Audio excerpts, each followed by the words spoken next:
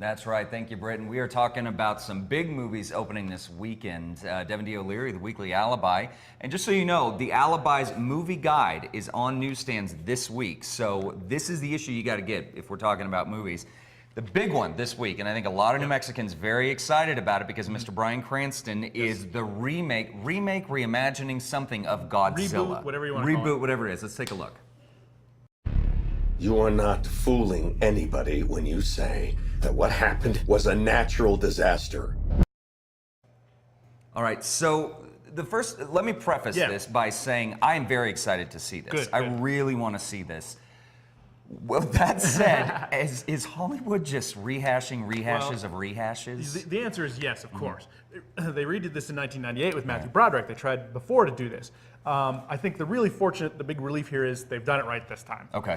They got a fantastic director behind it. I personally, as a lot of people, grew up watching Saturday afternoon monster matinees, so I'm a huge Godzilla fan. And it's just a relief to see this film because it's so much fun. It's so very much Godzilla. It's like a gigantic, like the biggest disaster film you've ever seen. Really? So much destruction, so many things falling down and exploding and blowing up and dying and crashing, and it's really pretty amazing. It really reestablishes Godzilla as this fantastic, scary but cool movie monster, the kind of guy that you really want to see on screen. I mean, I think Godzilla fans, I think new people, I think everybody's going to really enjoy this film. I think it's one of the big films of the summer. Yeah, I hope so, and hopefully it does well for Mr. Bryan Cranston. Also, coming out this weekend, Disney has got a sports movie. Yes.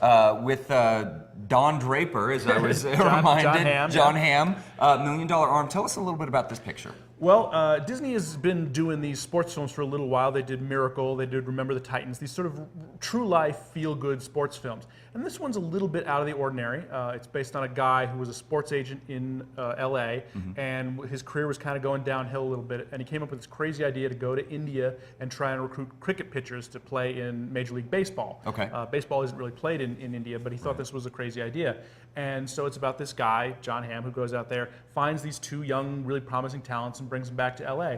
And really, in a way, it's not so much a sports story. It's more about just sort of friendship and responsibility, about how he finds these kids, brings them back, and then doesn't really realize the implication of pulling these just two desperately poor kids out of a tiny little village in India and bringing them to LA and putting them in Major League Baseball. It's a huge responsibility, and these guys have to go through a lot to try and adjust to this, and it's really about his responsibility and what he does for these guys.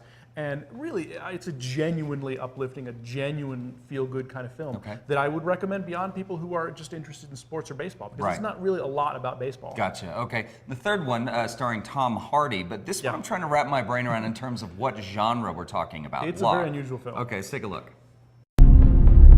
Love my predicament.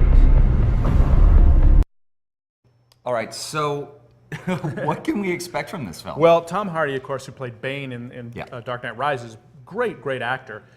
He's this entire film. He's the only person in this film. Really? It's about a guy who is in the middle of every crisis he could possibly have, professional and personal.